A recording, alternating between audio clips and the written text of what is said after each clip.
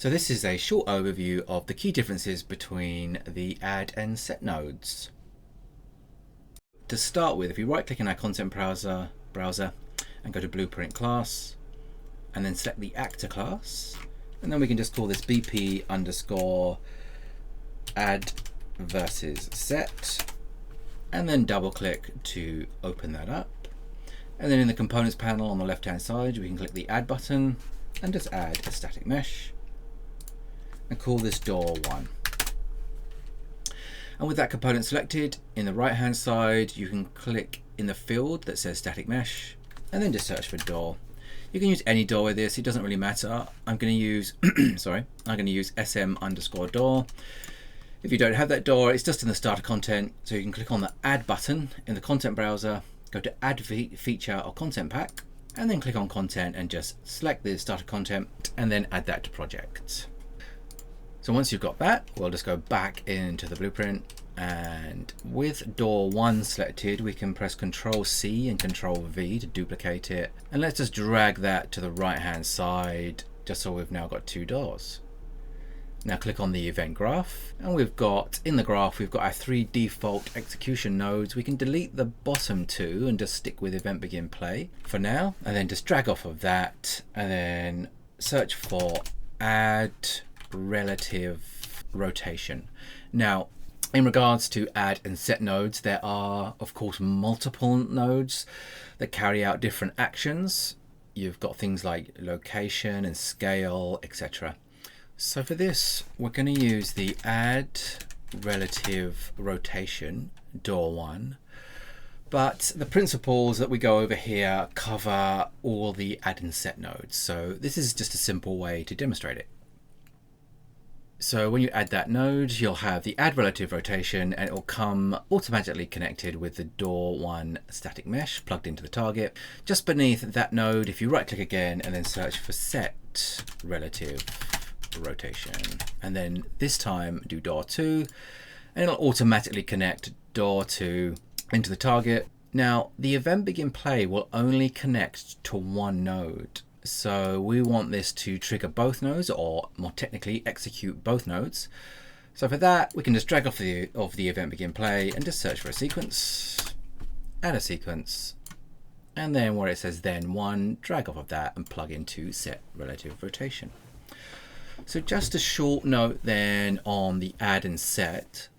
So the top is going to add whatever value we put into the available fields. The set relative rotation, or set relative, is going to set the value to whatever we put in to the available fields, which in this case for both of them is X, Y, and Z, or X, Y, and Z. The key difference between these two is when you use an add node, it will add whatever value you put in to its relative rotation or position, etc. The set relative rotation doesn't actually add anything. All it does is it sets its position. So whilst in some ways, and at sometimes they can do very similar things, they are quite different in how they behave. And let's just look at that example now. So in the Z field, we can just put 90, which just equates to 90 degrees. So door1 and door2 are going to get rotated by 90. Pretty straightforward. We can just press compile and save. We're going to drag this blueprint into the level, and then we're just going to press the play button. And as you can see, they've both been rotated 90 degrees. Nothing complicated about that at all. And to be honest, if you're going to do something simple, then you could probably use either of these in some cases. However, there are some big differences when you start making more complex blueprints or scripting. So to demonstrate that, let's disconnect the event begin play node. So I'm just going to hold Alt and left click on over the socket in the event begin play node. And then beneath that, I'm going to right click and search for event tick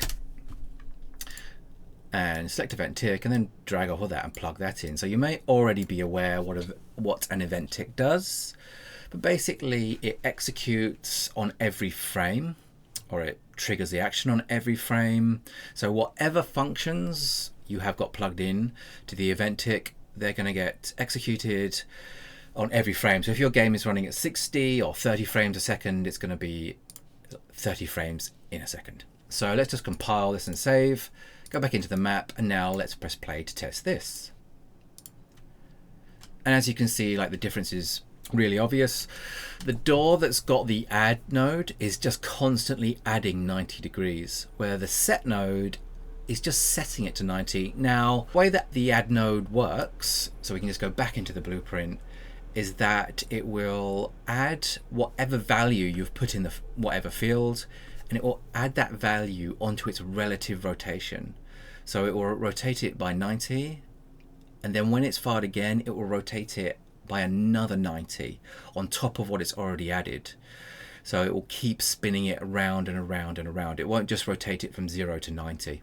It will keep adding 90 degrees, whereas the set node is just setting it to 90. So it's 0, 0, and then 90, and it's just setting that. One of the things that caught me out when I first started doing blueprints was I would use an add node to, like, the position or the rotation, and it would just keep moving up and up into the air, for example. That's because it was adding the position and I didn't realize. So I could just use a set node and it would just set its static position. Sorry, not its static position, it would just set its position.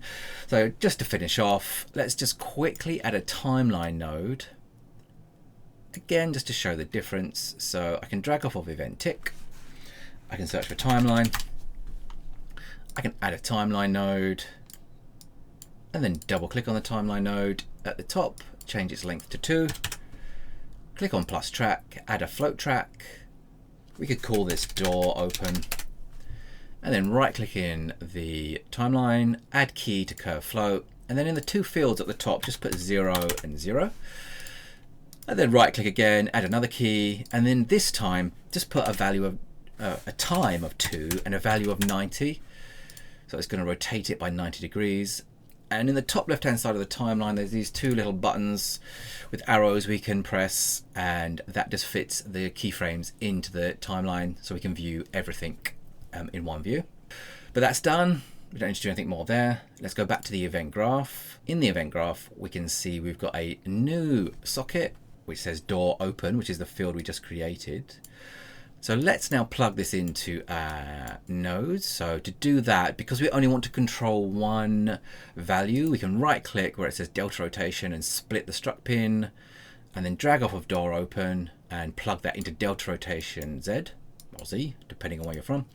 And do the same thing again for the set node and plug that in. And now we can press compile and save and go back into our level and press on the play button. And as you can see, our door is nicely rotating. I'm just going to press escape and just demonstrate that again. So press the play button. So as you can see, the set node is nicely and slowly rotating the door to its set position, whereas the add node is just spinning it around and around.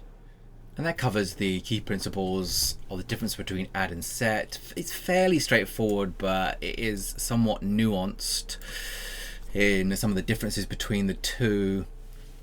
And that covers it. So if you've got any questions or comments, please do leave them in the comment section.